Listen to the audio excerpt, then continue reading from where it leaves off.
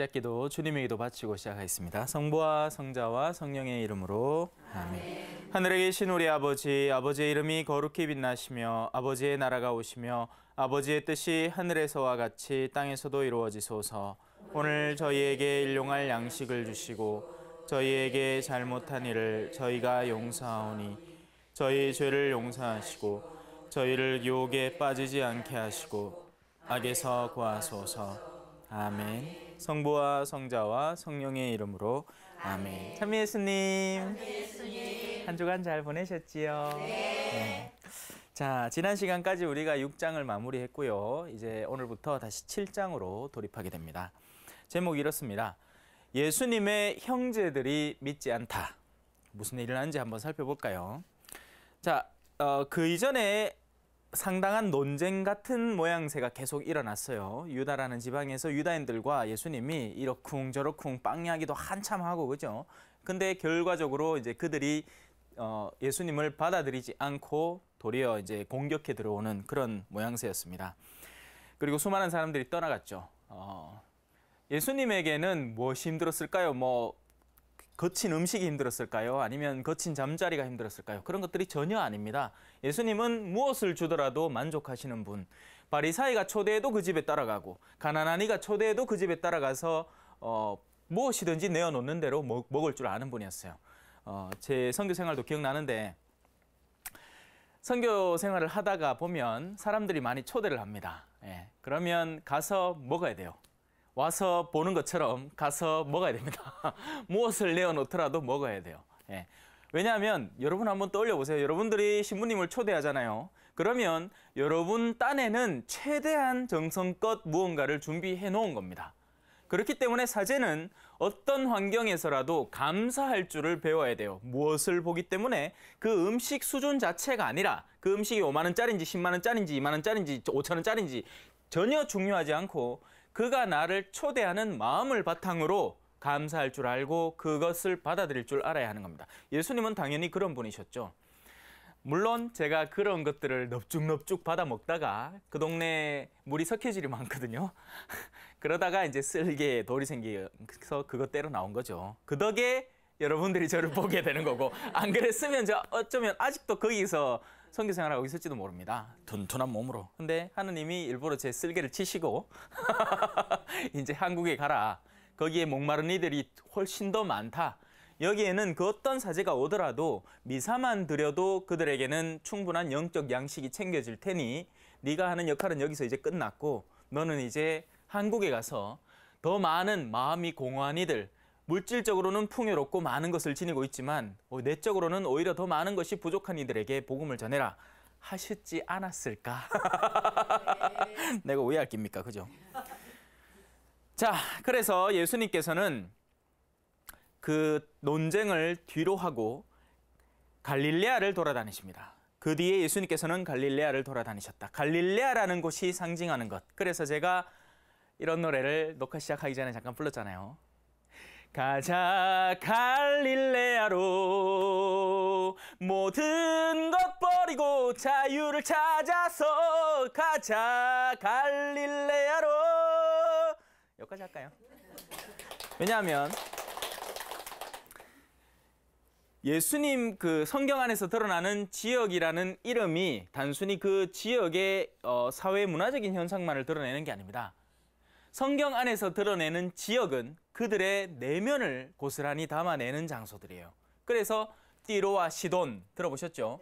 또 가파르나움, 네가 하늘까지 오를성 싶으냐. 왜? 그 가파르나움의 외면은 너무나 화려하고 황홀했기 때문에, 예를 들어서 오늘날 우리가 시내 거리를 이렇게 다니면서 네온 사인을 보고, 그죠? 시골 살던 사람들이 도시 와가지고 네온 사인 보고 엄마야 저런 것도 있나? 엄마야 저런 것도 있다 하고 구경하지만, 예언자가 그런 곳에 오면 예수님처럼 반응하는 거죠.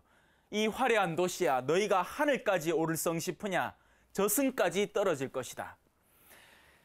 장소가 의미하는 바는 그 장소의 여러 가지 사회적이고 문화적이고 인구 통계학적 여러 가지를 담아낼 수 있지만, 성경에서 말하는 그 장소가 의미하는 것은 그 영적인 사정을 말하는 겁니다. 그래서 유다라는 지역이 상징하는 것은 교만한 사람들의 집합지, 자기 딴에는 학식이 있다는 사람들, 자기 딴에는 배웠다는 사람들, 거기에다가 영적 교만까지 덮씌워진 사람들, 주일미사 빠지지 않고 평일미사 꼬박꼬박 나가고 레지오 몇 차 지금 나가고 있고 우리 레지오가 몇 회 주일을 지금 완수해냈고 나는 성경 쓰기를 몇 번이나 한 사람, 거기에다가 평신도 신학원까지 다니면서 무슨 수료증 다 갖고 있어서 그 내면이 엄청나게 높아져 있는 사람들이 가득 모여 있는 곳이 유다가 상징하는 곳이에요. 그리고 그 최고봉은 어딜까요? 예루살렘이죠. 그래서 예수님은 갈릴레아로 돌아오십니다. 왜? 쉬려고. 복음이 최초로 선포된 곳. 그래서 그 복음이 사람들의 마음에 촉촉히 녹아들어 있는 곳. 그리고 부활하신 뒤에 제자들에게 가자 갈릴레아로 복음을 전하러 간 곳. 갈릴레아는 예수님에게 마음의 약간의 안식을 선물하는 장소였던 거죠. 저 같으면 어딜까요? 가자 볼리비아로. 사람들은 기겁할 게라. 지금요 자매님 한 두세 번 데리고 그 가노마 엄마야 신부님 이런 데를 와댈 곳이었습니까? 모래먼지 하고 아이고 바퀴벌레 하고요 아이고 도마뱀 봐라 아이고 네 싫습니다 갈 긴데 영적으로는 그곳이 참된 안정을 선물해 줍니다. 유다인들이 당신을 죽이려고 하였으므로 뭐 죽일 칼 들고 그럼 목에 이렇게 쑤시고 있나? 제가 강도당한 그때처럼 이래 목에 씹은 거 칼이라 하면서 머리에는 뭘 덮어 씌워놨으니까 그걸 설명을 해주는 거예요. 이 목에 댄 게 칼이라고. 이미 닿아서 아는데 칼이래. 알았다 그래 다 들어가라. 자, 유다인들의 그 내적 의도가 중요했던 거죠. 여러분 이걸 어떻게 설명하면 좋을까요? 여러분 가운데에서 친구들을 선으로 이끌려는 사람이 있습니다. 그런데 그 친구들의 주된 관심사는 선이나 신앙이나 참된 믿음이나 전혀 관심 없어요. 그들이 말하는 것은 세속적인 이야기들, 돈이나 재물이나 새로 나온 드라마나 이런 것들이에요. 그러면 그 의도를 지닌 이의 의도가 어떻게 될까요? 상쇄됩니다. 맞죠? 암만 얘기를 해봐야 안 먹혀 들어갑니다. 절대 안 먹혀 들어가죠. 그리고 빈정대기까지 해요. 그래서 선을 드러내면 드러낼수록 그들의 반감은 더욱더 강해지는 거죠. 그것이 지금까지 예수님이 겪어온 바예요. 유다에서. 그래서 그들은 빛을 끄려고 하는 거죠.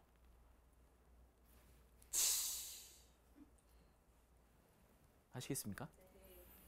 그 얘기를 하는 겁니다. 유다인들이 당신을 죽이려고 하였으므로 유다에서는 돌아다니기를 원하지 않으셨던 것이다. 물론 나중에 진짜 죽여요. 진짜. 아시잖아요. 그죠? 그게 십자가 아닙니까? 나중에는 진짜 죽이는데 그 죽임에 뭐라고 하죠? 먼저 이걸 어떻게 표현해야 될까? 그 죽임이 본질적으로 형성되기 전에 먼저 바람이 불고 있었던 겁니다. 그 죽음의 바람이. 빛이 세상에 왔을 때 그 빛에 대한 그 분위기라는 게 있잖아요. 이 동네가 어떤 분위기인지 그게 예수님은 이미 느껴지고 계신 거죠.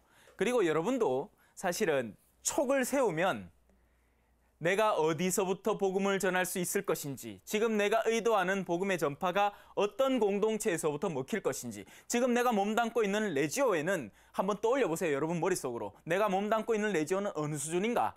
술 먹자 하면 온통 따라갈 사람들인지, 아니면 정말 우리 이런 일에 한번 헌신해 봅시다 하고 내가 정말 필요한 일, 누군가 냉담자가 있고 회두를 해야 되고 그래서 좀 수고롭지만 그를 향해서 나가야 하고 다가서야 하는 그런 움직임을 초대할 때 반응할지 안 할지 이미 알고 있어요. 여러분은 이미 알고 있는 겁니다. 여러분 주변의 공동체가 어떤 상태고 어떤 수준인지. 그래서 누울 자리를 보고 발을 뻗어야 돼. 아무 때나 뻗으면 안 돼요. 왜? 다들 술 먹기 좋아하는 레지오에서 여러분이 어떤 신앙적인 일을 꺼냈을 때 이렇게 되는 거예요. 짜져 있어. 조용해. 우린 그런 거 안 해. 자, 마침 유다인들의 초막절이 가까웠다. 그래서 예수님의 형제들이, 예수님의 형제들은 예수님의 엄마, 아들이 아니라 우리 친인척들을 그때 당시에는 다 형제들이라고 했습니다. 맞죠, 자매님들? 네. 우리 엄마 딸입니까? 아니죠. 그런 문화적인 배경 안에서 이해를 해야 돼요. 근데 이런 사소한 거 가지고 막 따지고 있다.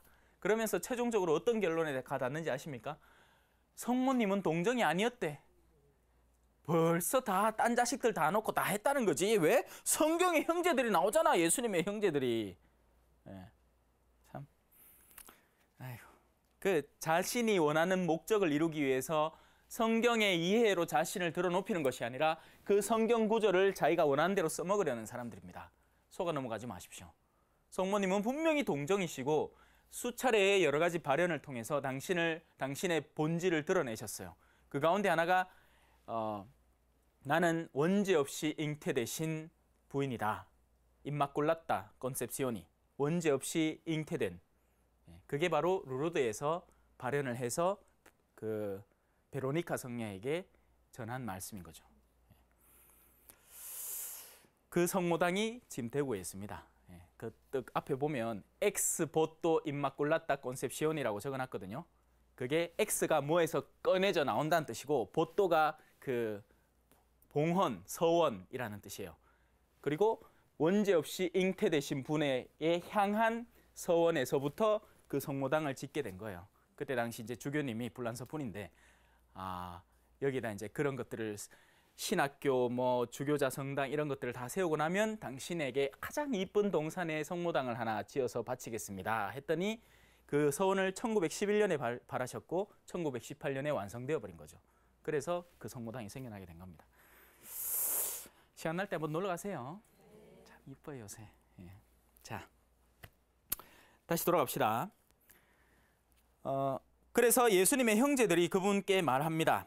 이곳을 떠나 유다로 가서, 자, 유다가 어떤 곳인지 제가 간단히 설명을 드렸죠. 거기에는 온갖 분쟁과 교만과 온갖 그 계략과 모략이 횡행하는 곳입니다.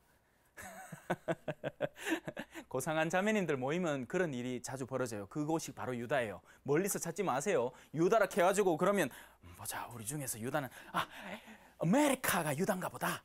뭐 아니에요. 그럼 멀리 가지 말고 우리 주변에서 유다의 자리와 우리 주변에서 갈릴레아의 자리를 여러분은 찾으셔야 돼요. 성경은 우리가 그 안에 녹아들어서 그 안의 내용들을 우리 안의 삶에서 다시 반추해 보아야 하는 겁니다. 반추가 뭔지 알죠? 소가 뭘 먹고 이렇게 다시 꺼내서 씹어보는 거예요. 우리 삶을 곱씹어보면 이 성경에서 의도하는 그런 내용들이 우리 삶 바로 가까이에, 바로 내 곁에 있는 거예요. 자, 유다의 자매님들의 모임 복잡합니다. 그 안에는. 근데 겉으로는 굉장히 교양 있고 우아해요. 어머 자매님 뭐 요번에 백 새로 바꾸셨네? 한데 그냥 그게 그렇게 그냥 겉으로 표현되듯이 표현되는 게 아니에요. 속에는 반쯤 질투와 시기와 또 탐욕과 이런 것들이 뒤섞인 그 내면이 교양이라는 필터를 통해서 그냥 그렇게 표현되는 거죠. 행여라도 그 자매가 자신이 새로 산 그 백을 자랑했더라면 그 다음 모임에 난리 납니다. 그리고 그 자매 화장실 가는 순간부터 난리 나. 뭐라도 찾아서 그 자매를 공략하고 그 자매를 깎아내려야 하기 때문이죠. 내가 성질이 나 있기 때문이에요. 저 사람이 그런 걸 자랑을 해? 내가 지금 이 모임에서 어떤 위치를 차지하고 있는데 겁도 없이 그런 획책과 계략과 모략이 난무하는 공동체, 그거 안 피곤해요. 안 피곤해. 특히나 사제는 그런 자리에 종종 초대받곤 합니다. 왜? 병풍하라고. 그런 자리에는 제가 단 한마디도 못하는 경우가 많아요. 왜? 자기들끼리 이야기한다고 바빠. 그럼 나는 거기 왜 있는데? 병풍하라고. 병풍이 뭔데? 앞서 사람들이 막 잔치 상사를 놓고 먹는데 뒤에 핫 그린 그림, 뭐 십장생 이런 거, 그런 거 다 그려놨잖아요. 그냥 꾸미는 거예요. 꾸미는 거. 자리를 말 그대로 자리를 빛내주시러 오셨습니다. 하지만 자리를 빛내러 왔기 때문에 당신은 닥쳐. 그런 거죠. 자, 근데 그 형제라는 존재들이, 형제라는 이들이 물론 외적으로 형제들이겠죠. 그러니까 생물학적으로 형제들이겠죠. 생물학적으로 형제라고 해서 예수님의 형은 아니고, 그러니까 친인척 관계인 사람들 말이에요. 갈릴레아는 그 안에 나자렛이라는 동네가 있고, 그래서 그 나자렛이라는 동네 안에는 서로 다 친척 관계인 거죠. 그 친척들이 다 그 인근 동네에 퍼져 살고 있었으니까 갈릴레아라는 동네는 예수님의 친척 동네인 겁니다. 그런데 그들이 예수님더러 유다에 가서 이곳을 떠나 유다로 가서 하시는 일들을 제자들도 보게 하십시오라고 이야기를 합니다. 만약에 인간적인 내면을 지닌 사람이라면 자기가 하는 뭐든지 드러내고 싶을 거예요. 자랑하고 싶을 거죠.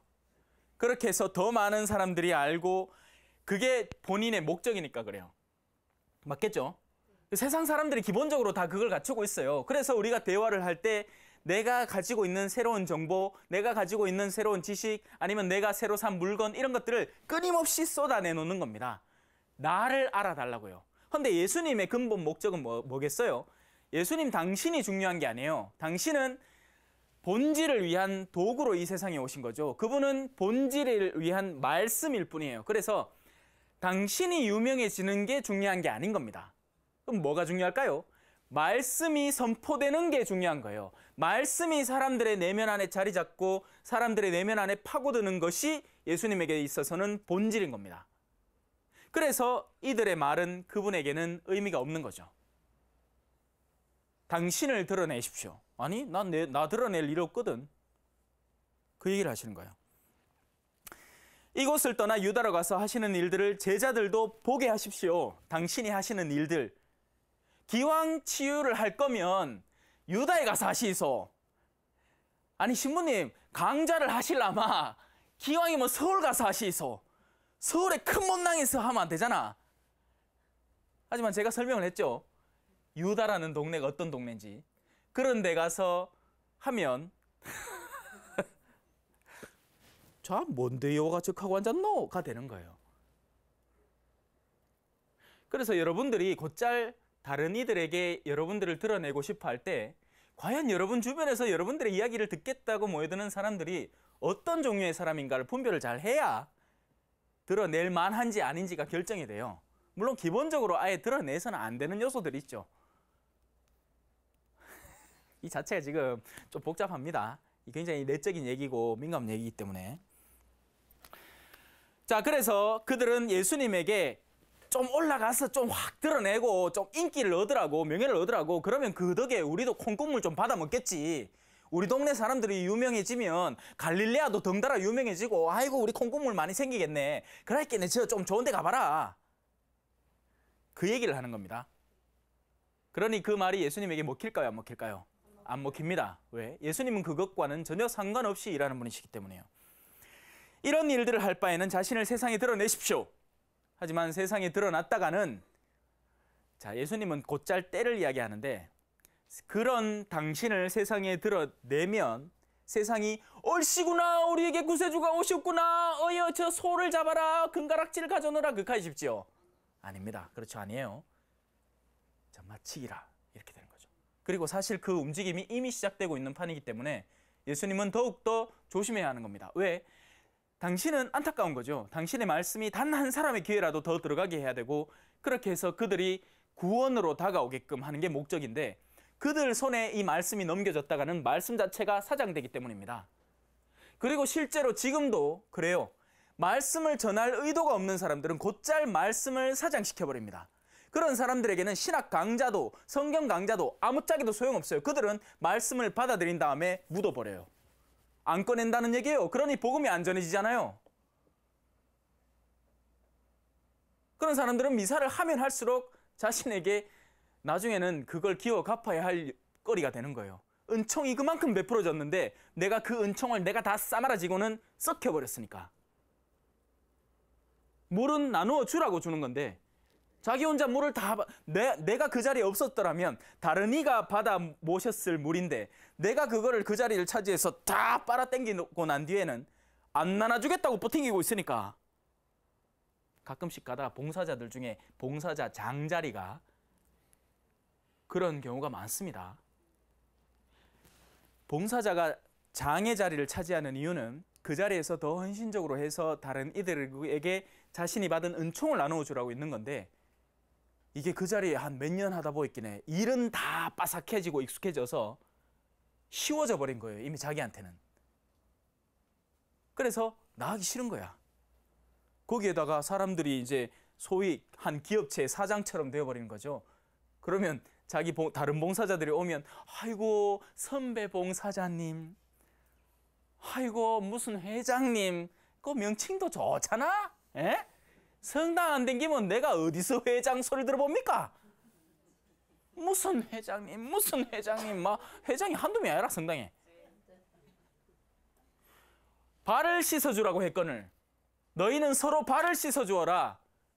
누구든지 높은 곳에 가려는 사람은 낮은 곳에 위치해라. 근데 그 말씀이 온데간데 없어요. 저마다 회장님이 돼가지고 그하다 진짜 회장님 오지. 누구 본당 주의심 오면 깨갱. 근데 또 깨갱도 안 해. 인자는 그건 막 해가 막 자기들끼리 세력을 형성해가 막 주인 신부님을 내쫓으려고 막 길을. 자, 그만합시다. 여기까지. 자, 그래서 사실 예수님의 형제들은 그분을 믿지 않았던 거죠. 예수님의 형제들은 그분에 대해서 보고 있고 그분에 대해서 인지하고 있고 친척 관계 안에서 그분을 바라보고 있어요. 하지만 믿음에 가닿지는 못한 겁니다. 요 믿음이라는 영역이요, 참 신비한 영역인데요. 믿음이 자연스럽게 형성이 되지 않습니다. 아무리 환경적으로 믿음을 갖출 요소들을 다 갖다 놓고 쌓아 놓는다 해도 결국 믿음은 나 자신의 결정에서부터 시작이 되기 때문에, 만약에 여러분 공부를 가르치잖아요. 그러면 좋은 과외쌤, 좋은 교과서 이런 걸 갖다 놓으면 암만 못해도 중간은 갈 거예요. 왜냐하면 뭐 배우게 되거든요. 근데 이 믿음이라는 요소만큼은 전적으로 개인의 결정에 달린 자유의지의 영역에 속하기 때문에 이 믿음은 오직 그 사람 스스로의 선택으로 형성되고 성장해 나가는 겁니다. 그래서 나이가 많다고 믿음이 많지 않아요. 오히려 그 반대인 경우를 저는 자주 봅니다. 나이 많은데 철딱서니가 없어. 욕심 많지. 막 딴 사람하고 조금만 불편해도 못 견디 하고 툭 하면 싸우고. 왜 성당에 그런 어르신들 못 봤습니까? 지 자리 늘 그 자리야. 성당 떡 앉는데 다른 할머니가 이래 뭐 어딘지 몰라갖고 이러고 그 자리에 떡 앉아 있으면 난리 납니다. 얘 내 자리다! 안 나가! 신앙이 어디 있습니까? 어디서 신앙이 형성되었고 어디서 신앙이 쌓였나요? 없는 거예요. 그럼 그 어르신은 성사적인 생활 충실히 안 할까요? 합니다. 전대사 준다 하면 여도 쫓아다니고 저도 쫓아다니고 오만 동네를 다 쫓아다니기. 자, 그래요. 그래서 형제들은 그분을 믿을 수가 없었던 거죠. 근데 그건 바로 그들이 그렇게 하기로 선택한 겁니다. 하느님의 아들이잖아요. 그 누구보다도 믿음을 일깨우는데 특화되신 분이에요. 그분의 한마디의 말씀과 그분의 수많은 기적들은 그 믿음을 강화하고 굳세게 해주는데 너무나 큰 도움을 주는 거지만, 바로 그 형제들이 자기들의 스스로의 선택으로 믿지 않는데 눌러붙어 버린 거죠. 그리고 이런 상황은 지금 우리에게도 똑같이 일어납니다. 어쩌면 지금 여기서도 일어나고 있는지도 모르죠. 자, 그랬으면 얼마나 좋을까? 제가 한 번은 어느 신자분한테 이런 얘기를 들은 적이 있어요. 신부님, 아마 고마마 하느님이 당신의 전능한 힘으로 우리를 쏙 믿게 만들어 보면 안 되나? 그죠? 그러면 쉽고 편할 거 아닙니까? 그렇죠. 쉽고 편하죠. 하지만 그만큼 우리가 얻을 공로가 아무것도 없어지는 겁니다. 내가 믿게 된 게 내가 한 게 아니기 때문이죠. 그래서 하느님은 절대 네버 우리의 자유를 건드리지 않아요. 왜냐하면 건드리는 순간 우리가 더 이상 인간이 아니기 때문이에요. 만약에 인간이길 포기하고 싶으시다면 근데 사실 그렇게 하는 사람이 있습니다. 누구겠습니까? 어둠의 영에게 자신의 자유를 선물하는 사람들이에요. 전보로 댕기는 사람들, 사주팔자 보는 사람들. 우리는 동서남북을 다닐 수 있는데 우리의 자유를 그들에게 헌납하고 그들이 하라는 대로 뒤따르려고 작정하는 이들인 거죠. 불쌍한 사람들입니다. 진정한 우상 숭배자죠. 일계명을 정면으로 거스는 사람들이에요. 근데 자기가 뭔 짓 한지도 몰라. 그리고 나서는 애써 한다는 변명이 재미로 엥가이 웃기고 있다. 엥가이 재미다. 그죠? 예? 자, 그래서 예수님께서는 그들에게 말씀하십니다. 너희에게는 아무 때라도 상관없지만 나의 때는 아직 오지 않았다. 예수님이 바라보는 세상의 시기와 때는 그 사람들이 바라보는 시기와 때와는 완전 다른 겁니다. 우리가 예를 들어 해수욕을 갈 때는 바다만 있고 날만 뜨시면 되잖아요. 하지만 어부들이 바다를 바라보는 관점은 완전 다른 거예요. 이 밀물이 들어올 때가 있고 썰물이 빠지는 때가 있고 고기가 어느 지역에 많이 모이는 때가 있고 아닌 때가 있는 거죠. 그래서 우리가 휴가를 가려면 뭐 여름철 아무 때나 가면 되지만 어부들이 특정한 일을 작업을 하고 어떤 종류의 어류를 이렇게 포획하기 위해서는 그는 극도로 이렇게 그 집중도를 높인 다음에 지금이다 하고 그 장소에 가서 그 고기를 낚아 올리는 겁니다. 영덕에 빵깨가 아무 때나 나옵니까? 그 때가 있잖아요. 송이가 아무 때나 나옵니까? 딱 그 때 되면 나오잖아요. 그런데 어떤 멍청한 사람이 나는 송이 캐러 갈래 하고 막 한겨울에 눈이 막 내리는데 송이 캐러 가야지 하고 암만 TV에 보이서 송이가 있나? 몰라. 한두 개 찾을 수 있겠지. 왜냐하면 송이도 지정신이 알 때 있을 거니까. 그건 때를 놓친 송인 거죠. 향기도 하나도 없고 뭐 맛도 이상하고. 너희에게는 아무 때라도 상관없지만 너희가 너희의 악을 저지르기 위해서는 모든 때가 가능하다는 거죠. 그들은 자신들이 지금 악을 저지르고 있는지도 몰라요. 자기들이 하는 게 인간적으로 합리적인 생각으로 맞아 보이는 거죠. 그래서 예수님께 이렇게 하라고 자기들이 권하는 겁니다. 아니죠. 정반대해야죠. 우리는 어떻게 해야 합니까? 하고 도로 예수님께 물었어야죠. 사실 이런 일들이 비일비재하기는 합니다. 본당에서도. 뒷단에는 똑똑하다는 신자들이 신부님, 이번에 우리가 인테리어를 바꿔야 하지 않겠습니까? 또 신부님은 순진하게 그러시도 하다가는 난리 북새통이 나는 거예요. 그 작은 계기 하나로. 예. 때가 아닌데, 그 때가 다가올 터인데, 그 때를 잘 분별해야 될 터인데 아무 때나 일하려고 드는 거죠. 자, 세상이 너희를 미워할 수는 없다. 왜? 같은 동료이기 때문이에요. 동료가 동료를 미워하면 그 동료는 완전 개판이 됩니다. 자기들도 룰이 있어요. 그래서 그 룰을 지켜야 됩니다. 그래서 세상은 세상의 자녀들을 사랑해줘야 돼요. 챙겨야 되고요. 그래야 빛의 자녀들에 대한 공격을 과감하게 실행할 수 있게 되는 거죠. 세상이 너희를 미워할 수는 없다. 그러나 세상은 나를 미워한다. 왜? 내가 세상을 두고 그 일이 악하다고 증언하기 때문이다. 바로 이 부분에서 우리 신앙인들이 깨우쳐야 됩니다. 아, 그것이 말씀이 구체적으로 당신을 살아가고 실천하는 방식이구나. 왜냐하면 우리는 착한 신자가 되고 싶어 해요. 근데 그 착한 신자는 누구냐 하면 다 아이고 잘한다, 아이고 잘한다, 아이고 잘한다, 아이고 잘한다, 아이고 착하네. 이게 착한 신자인 줄 알아. 그렇게 훈련되어 온 거예요. 어릴 때부터.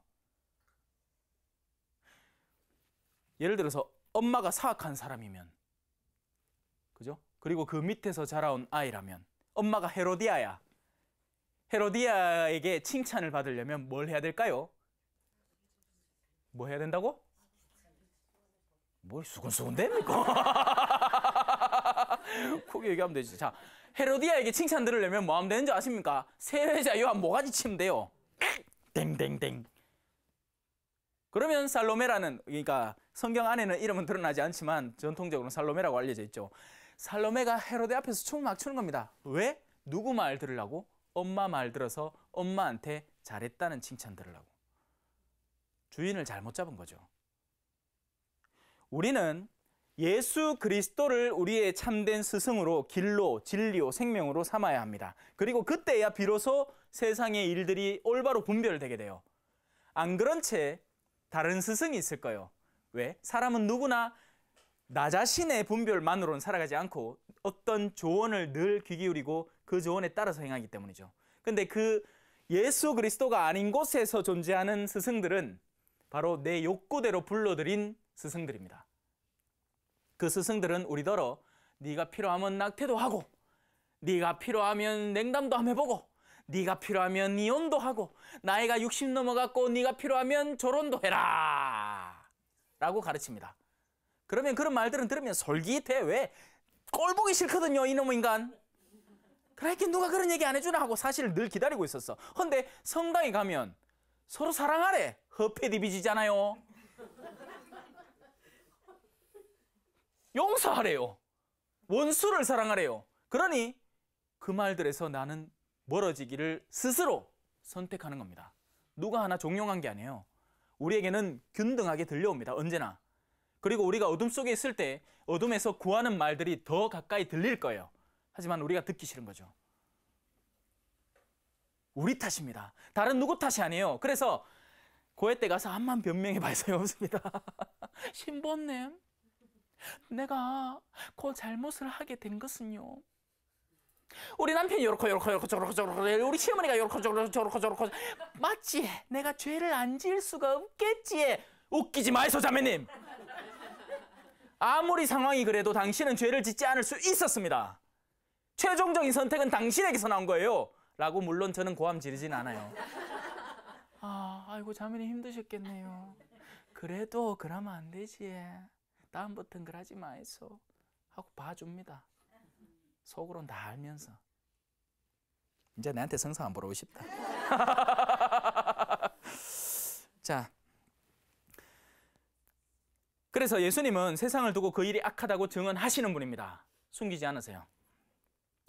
너희나 축제를 지내러 올라가라. 자, 여기서 예수님은 분명히 얘기하고 있어요. 너희끼리 축제를 지내러 올라가라. 나는 이번 축제에 올라가지 않겠다. 근데 더 재밌는 건 뭔지 아십니까? 좀 있다가 쪼르르 올라가, 예수님이. 그러면 예수님이 거짓말을 한 겁니까? 아니에요. 그때가 지금은 아닌데 그 다음에는 예수님의 때가 왔기 때문에 예수님이 올라간 거죠.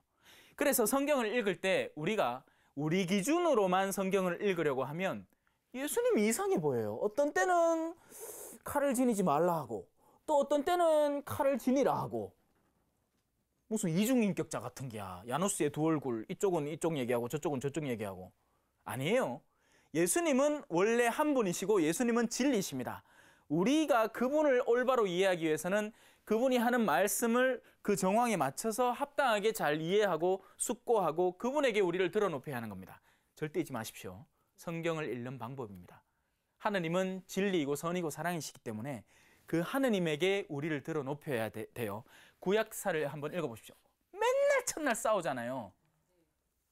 또 온갖 별 희한한 죄악상들이 다 나오기도 합니다. 그러면 하느님이 그런 것들을 종용하시는 분이신가? 아니라는 거죠. 그러면 그걸 우리가 올바로 이해하기 위해서는 어떤 관점에서 어떻게 읽어야 할 것인가? 어떤 잔혹한 전쟁사는 선과 악의 싸움, 우리 내면에서 일어나는 풍파와 그 모든 전투와 내 안에서 일어나는 시기심을 또 그런 선한 열정들이 어떻게 둘이서 맞붙어서 결국 하느님께 예수님께 의탁하는 그 선한 가치들이 그 악한 가치들을 정복하고 이겨내는가 하는 그런 요소들이 담겨 있는 것이라는 것을 올바로 이해해야 하는 겁니다. 안 가고 피 먹지 말라 한다고 피도 안 먹고 그 맛있는 선지국도 안 먹고 수혈도 안 하고 이 난리 나는 거예요. 자, 나는 이번 축제에는 올라가지 않겠다. 나의 때가 아직 차지 않았기 때문이다 라고 예수님 분명히 말씀을 하십니다. 그런데 그 때라는 것, 그 예수님의 때라는 것은요, 우리에게는 자동적으로 흘러가는 때가 있죠. 우리 시계를 딱 보면 초침이 늘 흘러가고 있습니다. 그 때가 있어요. 그리고 그 초침 옆에는 몇 월 며칠 무슨 요일 이런 것들이 나와 있죠. 그것이 우리의 때고 예수님의 때는 채워지고 비워짐의 때인데 그 채워짐과 비워짐은 우리가 도와드릴 수 있는 요소들입니다. 예수님의 때가 모자랄 때 우리가 그렇게 하겠노라고 결심을 해버리면 예수님의 때가 차버리는 거예요. 신부님이 여러분을 봉사의 직분으로 부를 때 여러분이 그렇게 하겠노라고 응답하면 때가 차는 거예요. 예수님께서는 이렇게 말씀하시고 나서 갈릴레아에 그대로 머무르십니다. 자, 이제 초막절에 가르치시다로 넘어갑시다. 형제들이 먼저 축제를 지내러 올라갑니다. 자, 무슨 때였을까요? 만약에 예수님이 초막절을 이제 유다에 가서 가르치라. 나는 안 간다. 근데 만약에 그 순간에 갔더라면 예수님이 본질적인 때가 사라지게 되고 형제들의 허영의 때가 커지는 겁니다. 봤지? 야, 우리 얘 아는 친구라. 내 고향 친구인데 야가 기적을 한다 하네. 야, 마봐라, 야, 마봐라. 야, 뭐 한번 해봐라, 뭐 한번 해봐라. 야, 장님 있네. 눈 나서 봐라. 한번 보자, 한번 보자. 익하고 앉았는 거예요. 온 천지가. 그러면 예수님이 시달리겠죠. 자신의 본연의 사명은 복음을 전하는 것인데 광대로 전락해 있는 겁니다. 하면 사람들이 좋아해. 웃어. 하지만 웃기려고 신부된 건 아니잖아요. 복음을 전하는데 필요하고 여러분이 잠깐 잠을 깨는데 필요하니까 하는 거지. 제가 웃기려고 신부가 된 건 아니에요. 근데 그런 걸 기대하면서 저를 초대하는 부류도 있다는 것입니다. 저는 말씀의 본질을 전하기 위해서 필요하다면 노래도 하고 가자 갈릴레아로, 또 필요하다면 춤도 추고, 춤도 잘 춰 또. 필요하다면 그림도 그리고, 필요하다면 영상도 만들고, 필요하다면 뭐 하여튼 복음을 전하는 근본 목적의 바탕이 되는 것이라면 나머지를 다 하는 건데, 근데 이게 언제든지 이 방향성이 나의 내면 안에서부터 바뀔 수 있게 되는 겁니다. 그 약간의 명예에 대한 욕구심, 사람들에게 더 사랑받았으면 좋겠다. 아니면 이런 기회로 또 돈이 좀 벌리지 않을까? 그러면 내가 사고 싶은 깽기도 사고 뭐도 사고 할 수 있을 낀데, 그걸 정말 면밀히 살피고 조심해야 되는 겁니다. 안 그러고 그 나침반이 말씀을 향한 굳은 방향에서 조금 뒤틀렸을 때 처음에는 그게 잘 안 드러나요. 근데 나중에 결과를 까뒤집어 보면 수많은 사람들이 무너져 내리는 겁니다. 역시 그 신부네, 그래 돌아다니면서 그 칼 때부터 내 알아봤다. 역시 그렇구나 하고 그 증오가 증폭되고 가중되어서 그 공격성이 2배, 3배로 더 밀어닥치는 겁니다. 어둠은 언제나 예언자가 쓰러지고 죽기만을 바라요. 그게 자신의 본 목적이니까. 왜냐하면 말씀이 전해진 곳에는 어둠이 활동할 수가 없게 되거든요. 어둠은 빛을 받으면 사라집니다. 맞죠? 그래서 빛이 있는 곳에서는 어둠이 활동할 수 없기 때문에 어둠은 빛을 죽여야만 하는 거예요.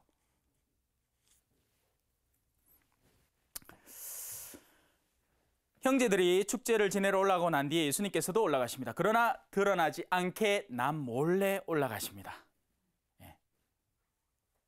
다른 자기를 호기심거리로 아는 사람들이 전혀 모르게끔 그렇게 올라가요. 그래서 무턱대고 드러내는 것은 방법이 아닙니다, 여러분.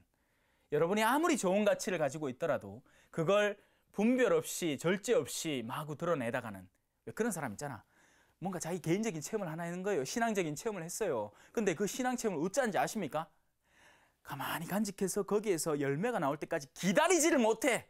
그거 뭐야 안 돼? 테레사 자매 이리 와봐라. 내가 있나? 이번에 성지순례를 갖고 뭐 냄새를 맡았는데 그렇게 쌓고 앉았다. 그러면 그게 실제적인 체험도 아닐 뿐더러 내 안에 전혀 뿌리 내리지도 않았고, 그럼 나의 체험의 공개가 그 어떤 도움도 이루어내지 못합니다. 오히려 사람들의 아이고 이 양반 이거 광신이다 광신하는 빈정거림이나, 아니면 또 자기 딴엔 자기도 뭔가 거룩한 체험을 하고 싶은데 이 자매가 먼저 자기 모임에서 그 얘기를 꺼내면 에이씨 풀어봐라 뭐 하나 잘못하는 거 없나, 내가 확 깎아내려갖고 지금 하는 꼴 얼굴에 막 벅칠을 해버려야지. 그런 못된 마음이나 마음 먹게 만드는 거죠. 자, 그래서 유다인들은 축제 동안에 그 사람은 어디 있나 하면서 예수님을 찾습니다. 유다인들은 왜 찾을까요? 꺼버리려고. 유다인들은 눈에 불을 켜고 그 사람을 찾습니다. 그 사람 누구? 예수 그리스도.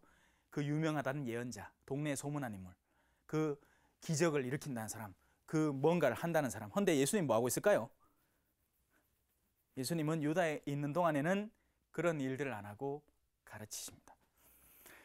군중사회에서는 예수님을 두고 수군거리는 말들이 많았다. 그는 선한 사람이요 하는 이들이 있는가 하면 아니요, 그는 군중을 속이고 있어.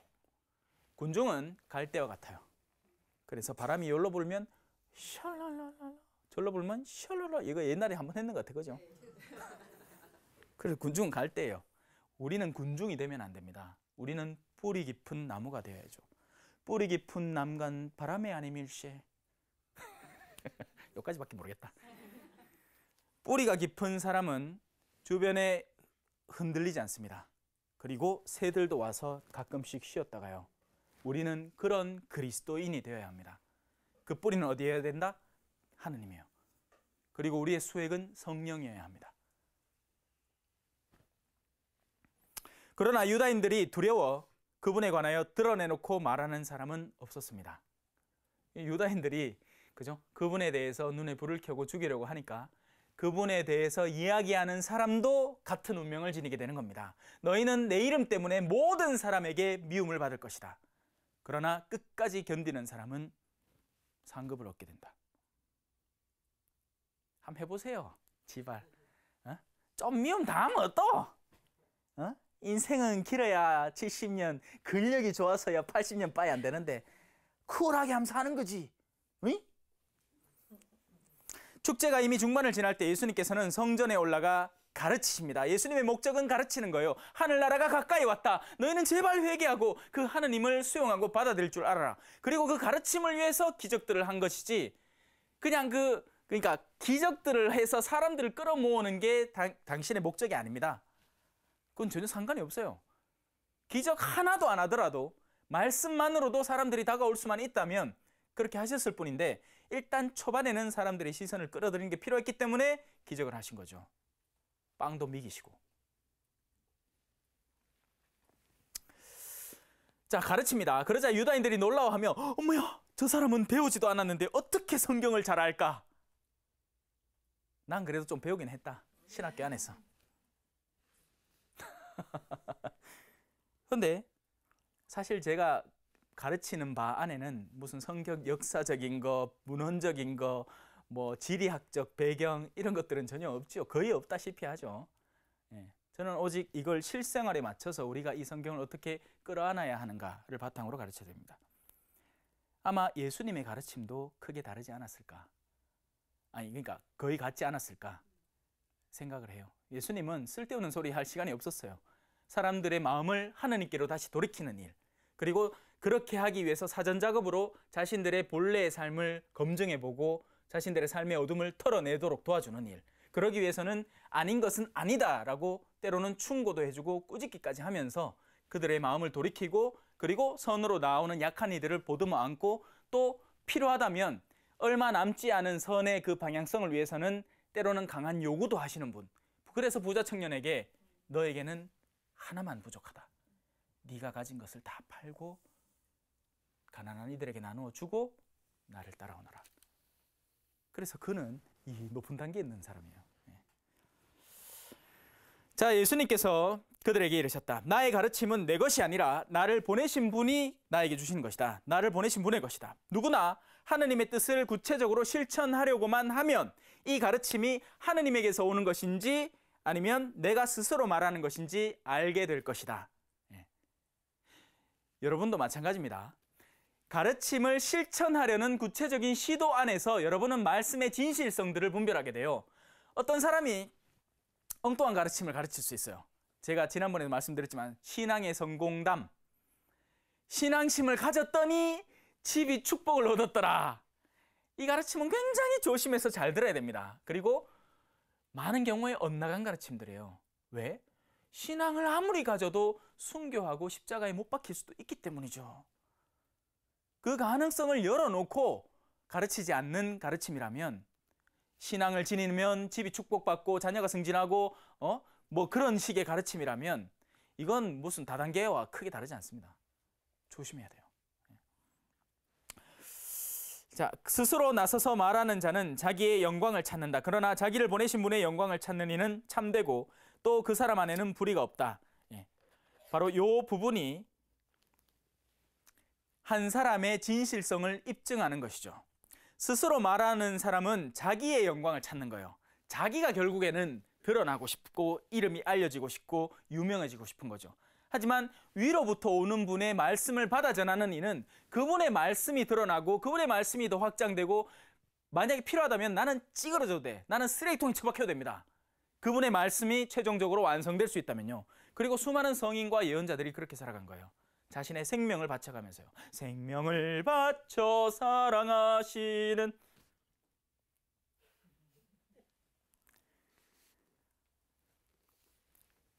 오늘 우리는 예수님의 형제들의 그 예수님을 향한 움직임, 예수님을 그러니까 세상적으로 환히 드러나는 위치에 갖다 놓고 싶어하는 그들의 인간적인 내면과 그에 맞서서 예수님은 자신을 보내신 분과 그분의 뜻을 세상에 드러내고 싶어하는 위치에 늘 존재하고 싶은 그 두 의견의 충돌을 보았습니다. 그리고 예수님은 굉장히 현명하게도 그들의 그런 욕구들을 피해서 말씀의 본질이 전해지도록 거기에 가서 그 실제적인 자기가 해야 하는 일을 하시는 분이라는 것을 우리는 배우게 되죠. 우리도 신앙 안에서 그 현명함을 잊지 마십시다. 그냥 여러분이 무조건 유명해지고 이름이 드러난다고 결코 좋은 게 아닙니다. 마친 기도 마칠게요.